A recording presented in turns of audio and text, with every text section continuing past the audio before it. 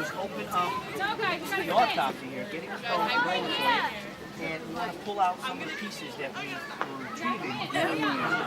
Looks like this. You guys, you can all see that over there? Okay. Oh, see, she's funny. Oh my god, oh my god, oh my The god. holes in this, the bacteria that's actually eating away this tissue right inside.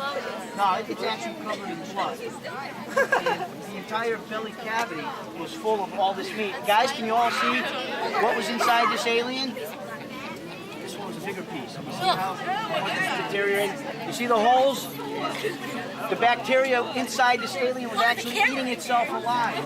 We did find a couple of pieces of what appeared to be a rib cage. A little different texture, a little firmer. You guys see anything like this? You've never seen that in human body. This is from China. It could be, but I do have an idea. You guys want to know what I think this is actually part of? I'll tell you in a second.